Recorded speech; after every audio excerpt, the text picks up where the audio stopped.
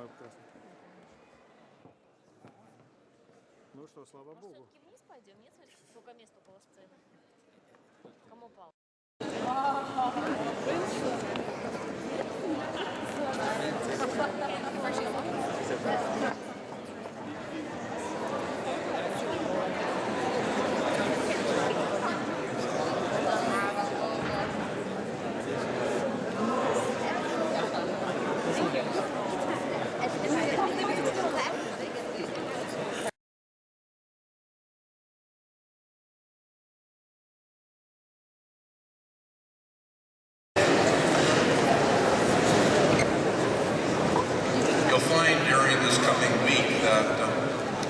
We tend to start on time.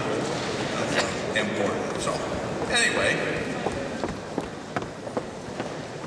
I'm very happy to be able to welcome all of you to the 21st Annual C.Vis International Commercial Arbitration Moot. I've been doing this now. It's the 21st time, and it's always exciting for me, and hopefully for you too. Coming here to Vienna, and this is Vienna, it's no longer a military camp guarding the boundaries of the Roman Empire. It's now a place for arbitration, and you're here to do the arbitration. It's a good place. You'll enjoy it. I hope that you also make sure not only to get to your arguments on time and do a good job in them, but also to meet one another. If there's any thought that you're going to be doing international arbitration at some time in the future in your career or work negotiating contracts or doing anything else international, it's very important, not just the networking, if you wish, that'll be important later, but that you have some appreciation of what you got in common, what may be a little bit different in the approach, particularly to the law. It's not the same every place in the world. And so ideas that seem very strange are to somebody else. That's the way it's done. And that, I hope, will be part of what you'll be learning this week. Anyway, aside from all of that, I really do welcome you here. And we have not such a long program tonight, but we do have a number of speakers, so I think we should get to it right away. For the last, now this is the 18th year, we've been hosted primarily at the University of Vienna. That's where our headquarters for the Moot during this coming week, and most of the arguments will be taking place in the Juridicum, the law school building of the University of Vienna. And so I call to the stage first representative, or the person who is representing the law faculty of the University of Vienna, Dr. Christian Kohler. Working in the field of arbitration that make arbitration special. It's people coming from all around the world, smart people, engaging people, and very interesting people.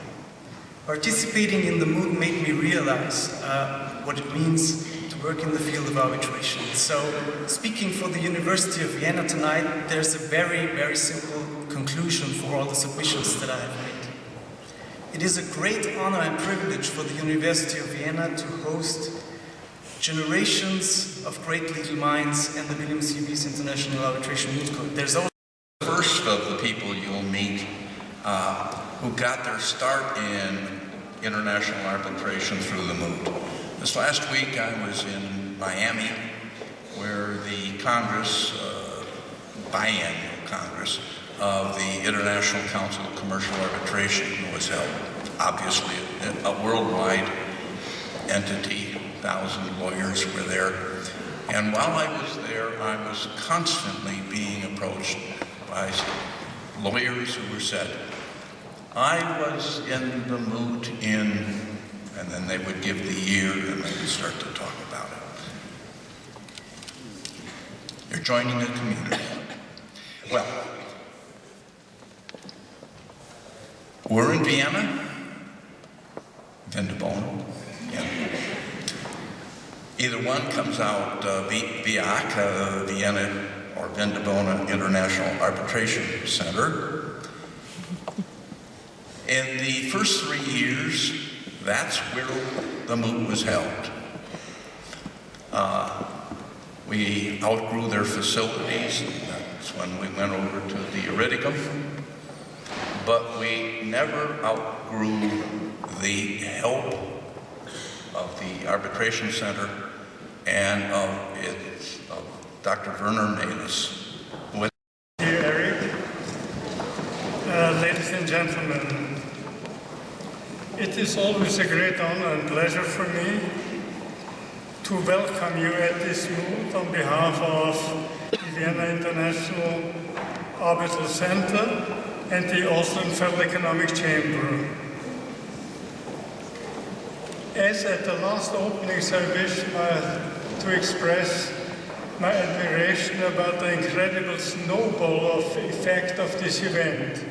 Because when Professor Bergson came to my office in '94 and asked whether he could have rooms for an event which he called a Moot, getting ready for school.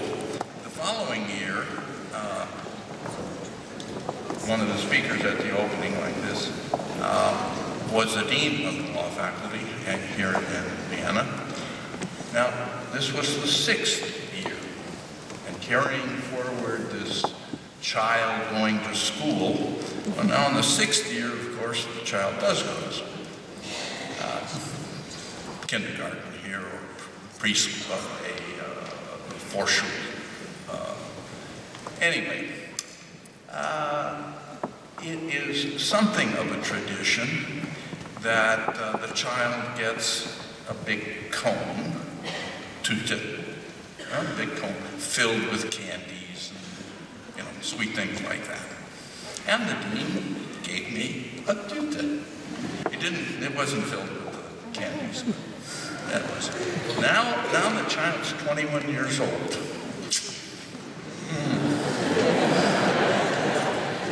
That's probably the age of a few of you, and the rest are of the students, a little bit beyond that, but the child is going out with people of the opposite sex. I anticipate children from the child become grandparents. Well, as a matter of fact, if we carry this one too far, we've got some moots that spun out of this moot. And those are children. I don't want to get into the personal side of things. Okay, enough of that.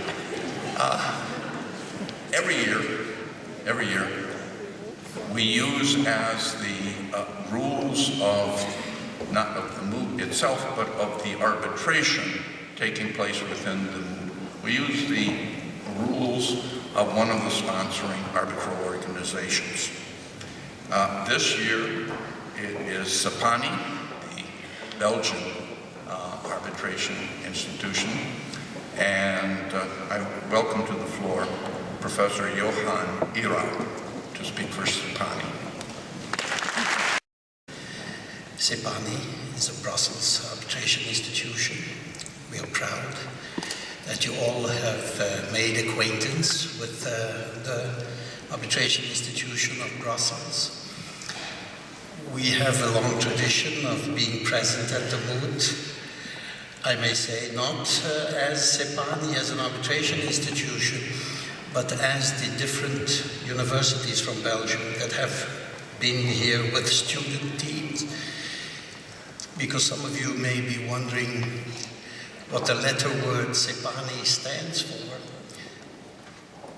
In Brussels, we have dropped the long title of CXI, and we call it the Belgian Institution for Arbitration and Mediation, but the latter word actually is the center of study and practice of national and international arbitration, Centre d'études et de la pratique de l'arbitrage national et international. So that is no longer the full name, but I just wish to indicate that it has always been a center of study. With the name, Willem C.Vis, International Commercial Arbitration. Willem C.Vis, who was he? Well, he was from the Netherlands, educated at Leiden, worked for several international organizations before he came to UNCITRAL right at the beginning of his existence. The Secretariat was in New York at the time, at UN headquarters. He was the Secretary of the Commission and therefore head of the Secretariat when it was moved here to Vienna in 1979. He became a professor at Pace, which is where the Moot began, from Pace.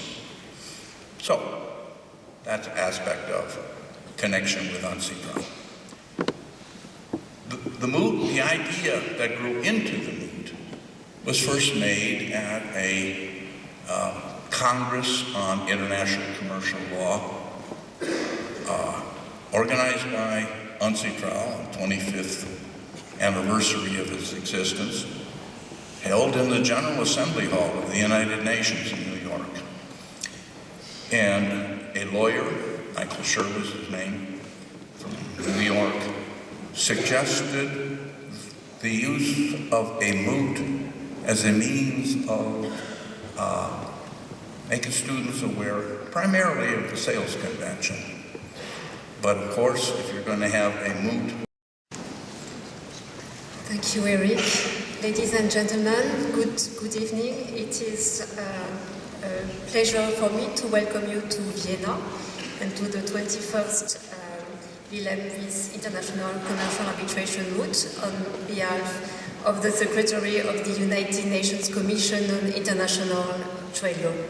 UNCITRAL is privileged to have been associated to this moot since its beginning in the early 90s.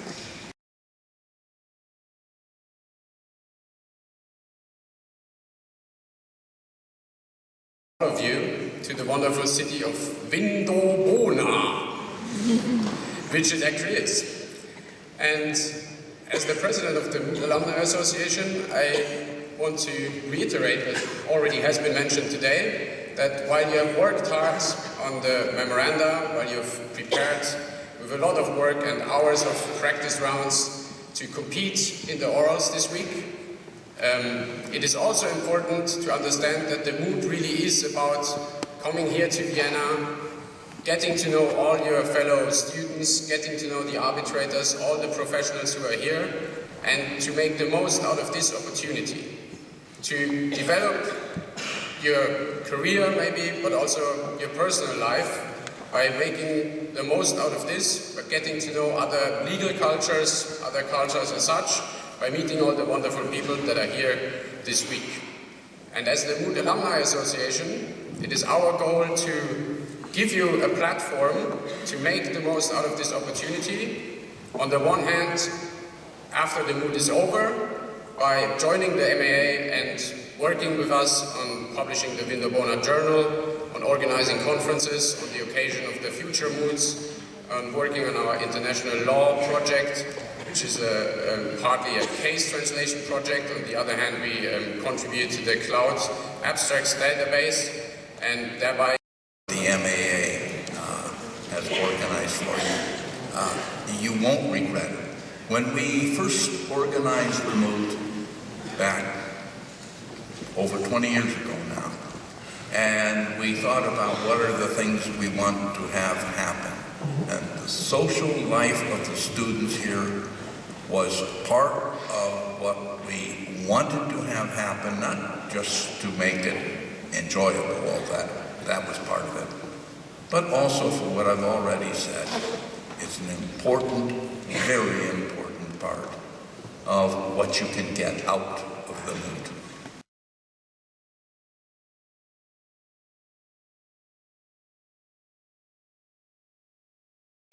To welcome you all to the Moot here. And I'd like to split my welcome into two. I'd like to begin by welcoming all the arbitrators and the coaches. And I want to say a thank you as part of this, to thank you for all the time and effort that you have devoted already to the Moot. Some of the students may not be aware that for the arbitrators, this has been going on for a while too. Many of them were involved in ranking the memoranda over the last couple of months.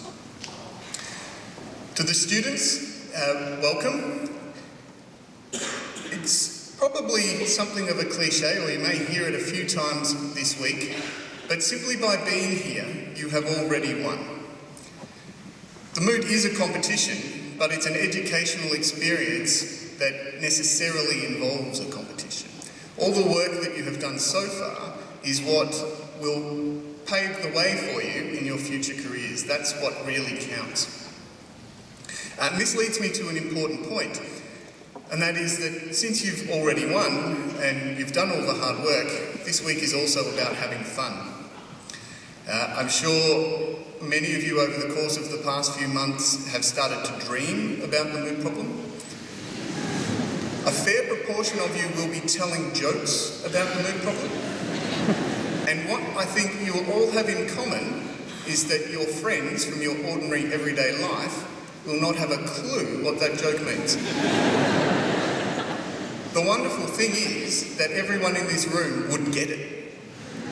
So you've got an audience.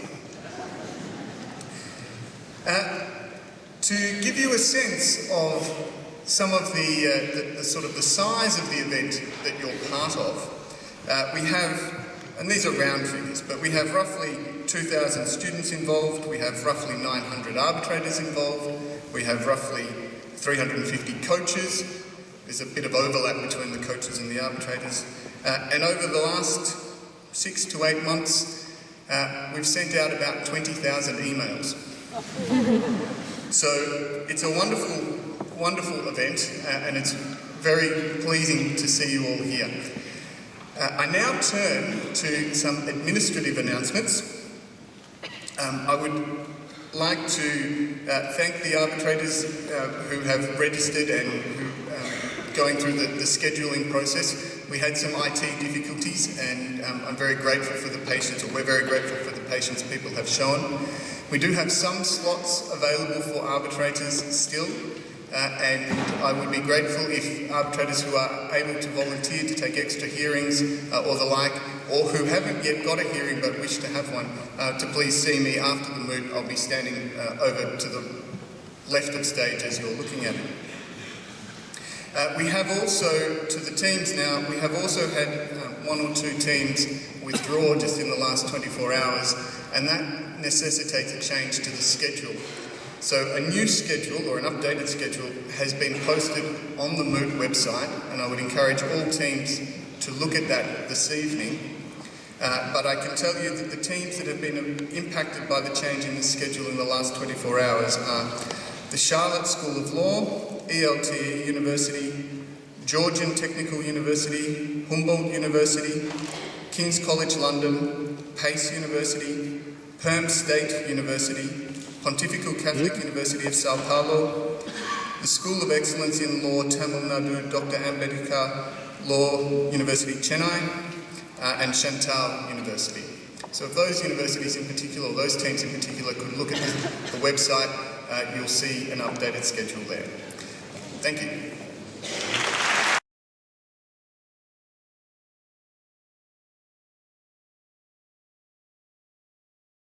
Administrative announcements to make. Don't worry, it won't take so long. I'm losing my voice currently due to a cold, so I cannot speak very long.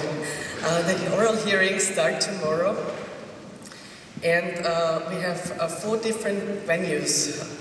And most of the hearings will take place in the Juridicum in the Faculty of Law. And the other hearings will take place in 2 law firms. This is Dorderburger Jordis, which is located at der Linkstraße, Dr. Karl Lueger 10. And you go there to the 6th floor, and the second law firm is Baker McKenzie. It starts at 11 o'clock, but you have the full day to get them. It is necessary that you have registered, otherwise we cannot hand out the awards banquet tickets to you. Arbitrators receive already the tickets for the award banquet tomorrow at the Dachgeschoss. There will also be members of our administration teams in the other venues. So the arbitrators receive scoring sheets at the law firms and also at the faculty building in the Schenkenstraße. We are guests, and we try to stay guests in the Juridicum and also in the other venues. It is important that you obey some rules there, no smoking, please.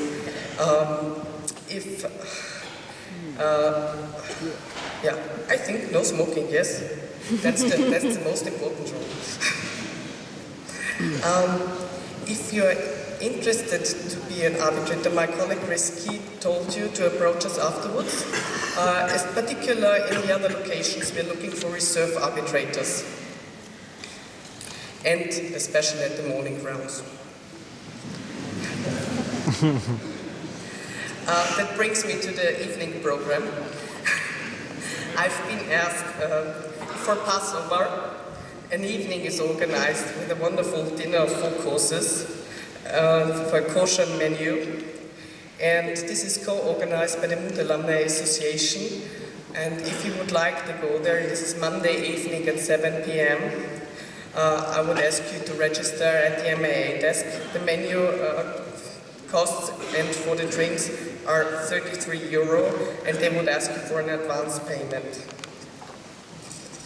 The details will be posted also tomorrow at the Dachgeschoss. Thank you.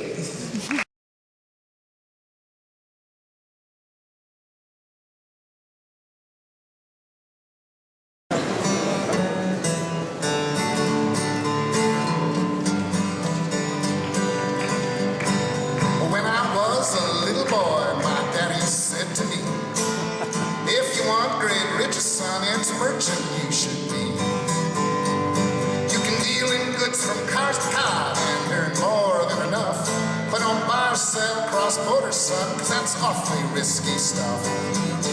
We didn't have no CISG. If we bought or sold in another state, we didn't know what the law would be. But now there's a convention to make the local trade more free, except them goddamn U.S. courts just treat it like the UCC.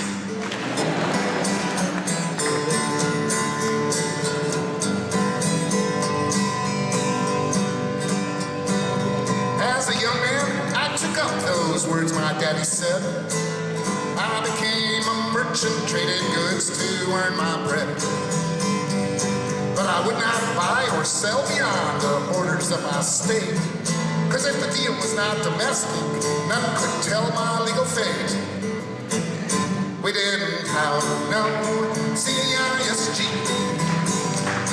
We were clueless how the law would go if we dealt international. But now when I buy under this treaty, I know the exact size of my bill. Unless the Belgian court decides I ought to pay an extra $500,000.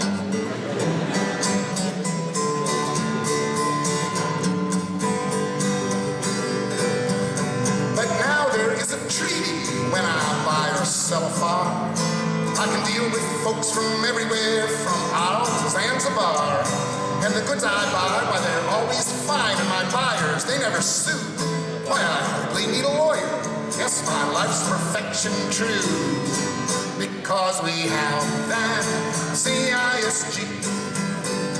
There's no risk in international sales far as the eye can see. But I just received a shipment, so I must quickly say goodbye. Because German courts and the Austrians too give me just 5 minutes to inspect and notify.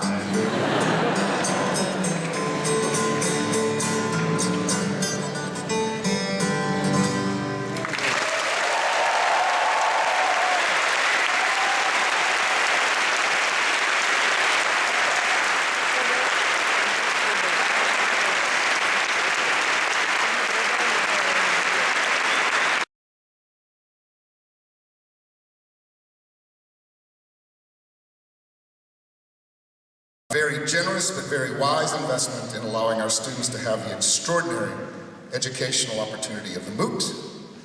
That all makes perfect sense. What's a little bit harder to explain is why his center also supports my, air quote, musical activities. By, for example, posting on the website of the CILE studio recordings of the CISG song and of another song that I will do a little bit later on, the Moody Blues, along with the printed lyrics, all properly footnoted. And I am very proud of that. It's my contribution to the 3-minute song form, good academic footnoting. I hope you forgive, by the way, I have a cold. It settled in my throat this morning. The good thing about not having much voice in the first place is it doesn't matter much when you lose it. So, allow me to croak through these things. Every year I attempt to write a song inspired by that year's problem. I've been coming to the Moot a lot. I've seen a lot of Moot problems. After a while, you begin to notice certain repeating elements, certain situations, themes, motifs that come up in a lot of problems. One of the most important of those is found in this year's problem. And that is the questionably drafted, and hence possibly ineffectual, arbitration clause. The dispute resolution clause that creates more disputes than it resolves, known, of course, in the world of arbitration as the pathological arbitration clause. Yes, I've encountered the pathological arbitration clause in a number of past FIS problems. In fact, I've seen it enough that I've begun to think of the pathological arbitration clause as, in a sense, one of the recurring villains of the world of this problem. Specifically, I think of the pathological arbitration clause as the femme fatale of the vis universe. Yeah, it's an arbitration clause, so it doesn't have to be female, but it could be the bad boy of the vis universe. But there's a rich literary tradition of the evil temptress, Circe turning Odysseus' men into swine in the Odyssey. Delilah, the undoing of Samson. We know these characters. They're evil, they're bad, they're wicked. And yet somehow people end up in their clutches, just like the pathological arbitration clause.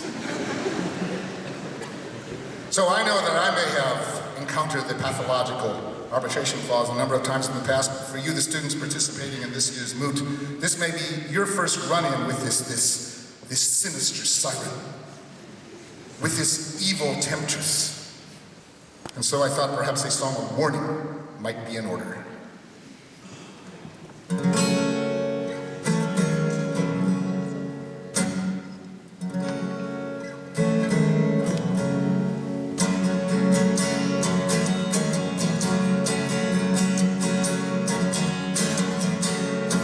Well, she's bad news. She don't comply with your laws. She'll drive you to drink mad booze. She's just got so many flaws. She's a certified pathological arbitration clause. She's cuddly as a cactus, chew you up like that shark in Jaws. The essence of malpractice, disposition like a mean mother-in-law. Yet clients end up with that pathological arbitration clause. Well, she's vague, she's inconsistent, she'll bring you to your knees, and she'll take all your money for attorney fees. She will promise you heaven, but she'll deliver you hell, leaves an award that's unenforceable. She's a Tarzanian devil with titanium jaws. She's a genuine pathological arbitration clause. Guitar break.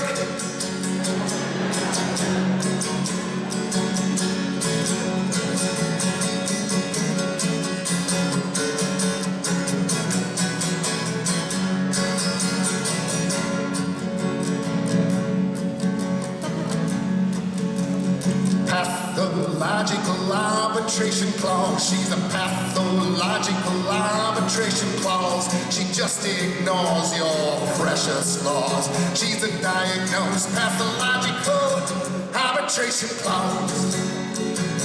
She's a soul-destroying, most annoying, quite sadistic, gone ballistic, badly drafted, evil, laughing, contact, voiding, shot, frightening, career-wrecking, pathological arbitration clause.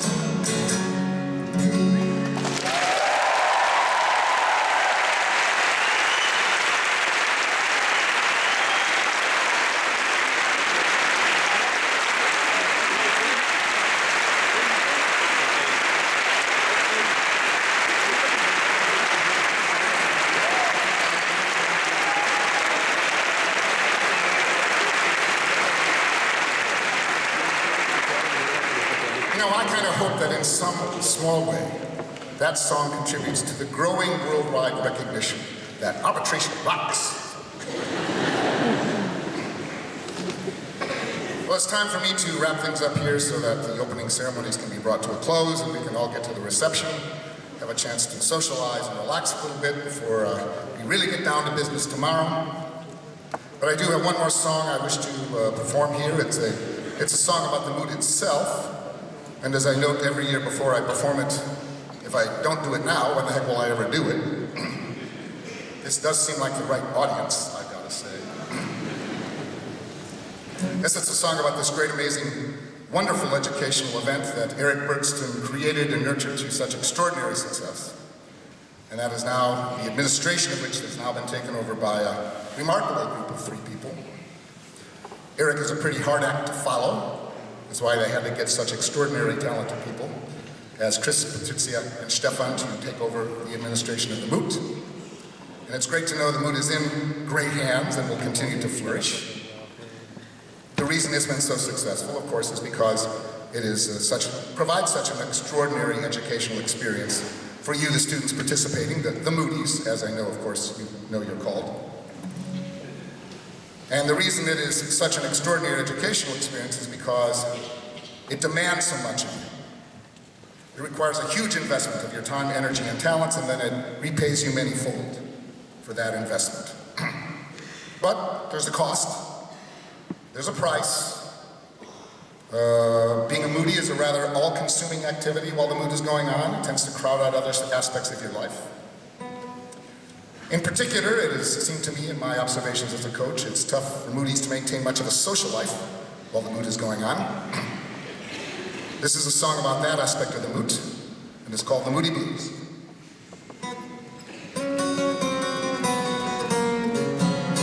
Well, I'm a this moody baby. I work that problem day and night. Yes, I am. I'm a this moody baby. Writing memos till dawn's light. Well, I don't ever take no break. The mood gave my social life a light. Well, I'm a this moody baby. I can argue orally. Yes, I can. I'm a this moody baby. Got a response for every inquiry.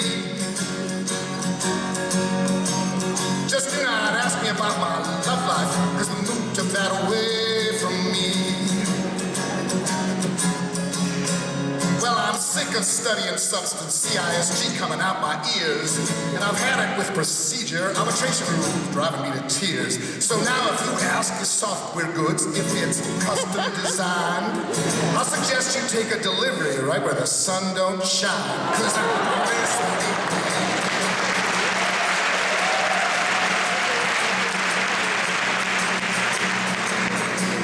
I know the road's for a sale. My new next of kin is Eric Bergsten, and our spot is where they send my mail. Well, you're a Vesely baby. You're in the library till it's closed.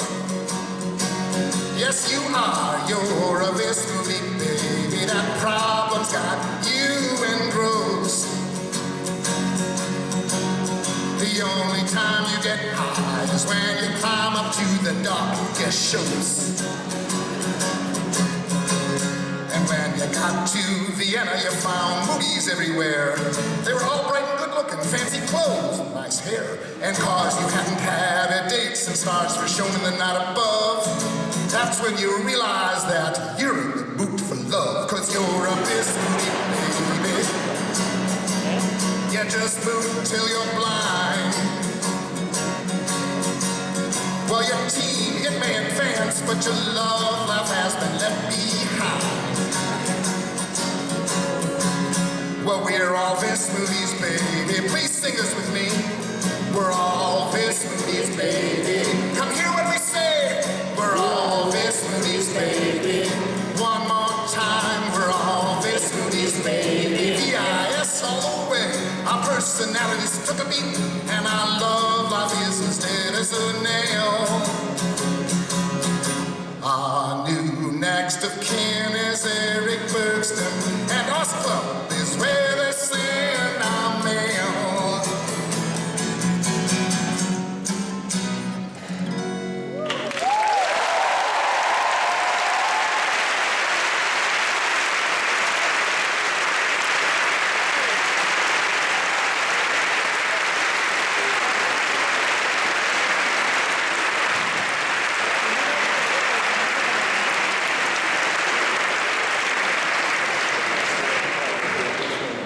Hard act to follow, isn't it? Well, we'll see how Dr. Stefan Kerr can do it. Stefan?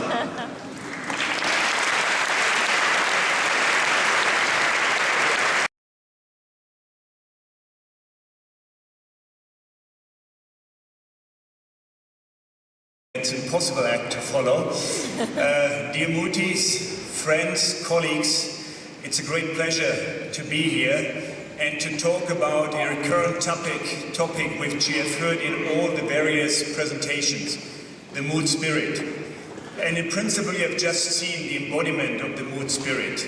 Harry Fleshner, which in his free time is, I think, teaching at Pittsburgh University beside making these songs, and also is teaching worldwide. So he and his colleague Ron Brandt have probably brought more people to the Moot, more teams to the Moot than anyone else. They're teaching worldwide, they're supporting teams worldwide, and that is all what the Moot is about. And that's also what we see in practice. We see a lot of students coming back as coaches, as arbitrators, a lot of them coaching other universities and share the experience they have, their knowledge with these other universities. He's also an embodiment of the Moot spirit because this morning he called us and said, I have a cold, I cannot sing. And we told him that's impossible. You have to sing. So he had a lot of drugs and he's presently in the doping control. There's one thing we'd like to take into account when you approach this Moot. You can have drugs. Certain types of drugs. There will be no doping control. We know there are some teams which, when you enter the rooms in the morning, you're surprised that they made it to the presentation. But one thing you should always keep in mind, please come as he came. Take whatever drugs you want, we will not control it. Don't quote me on that. I mean only the legal drugs. But the Moot, as I said, is all about a learning exercise. It's not so much a competition. All of you who have made it here have already, in principle, won. You heard that was the first case I prepared. And when I came home, shortly before the request for clarifications were due, I found a printout on my desk by my assistant with 24 questions and just the name of one university on top of it. And I asked her, why didn't you put the names of the other universities on there? And she said, it was just one university. They had 24 questions. I was shocked. Then I started reading these questions. I called Chris and said, have you set out a different problem? I don't have the impression that any of these is relevant to the problem I have set out, I've prepared. So when I went to the first pre-moot, I was really happy to see the presentation by the students were much better than I ever anticipated. I already had the impression the problem may be there may be too many problems, too pathological, the arbitration clause. But I was really impressed how some of you, those who I've seen at the pre-moot, managed to put all these into a 15-minute presentation, opening some questions which you wanted to be asked, but nevertheless giving the arbitrators the impression they don't have to ask any question. It's completely clear. So whoever has participated so far, has made it to Vienna, has probably learned much more in his student career than you would normally learn in a full year. Take that into account if you sit in front of an arbitrator where you have the impression he's not really understanding me. Take that into account when you are unhappy with it. I've been a coach myself. I know how it feels. You have a team who has been prepared for so long, and then there are no questions by the arbitrator. Never mind, you have learned a lot, and one thing you should always keep in mind, better losing here than losing in a later life when there's a client chasing you. When you told them, I have a case which you cannot lose, in the end you get the verdict and it says you lost. There's one other thing, and that is the downside of being the last one to talk, is I have another announcement to be made, and that is the unfriendly announcement here. When we took over the child at the age of 20, they were going to university. University normally means there's a lot of partying going on. Could I ask you, when you party here, please don't destroy too many glasses. Split up in all 4 floors where the reception will take place, and please don't leave the glasses on the floor. Last year we had to pay an additional amount of 2,000 euros for broken glasses. Don't try to beat this one. Apart from that, I have just 3 further submissions to be made. The first one is enjoy the mood. The second one is meet your friends here. And the third one is the reception is open. And I hope to see a lot of you at the Dachgeschoss for improvements, talks, whatever. And I'm looking forward to that together with my 2 co-directors. Thanks a lot.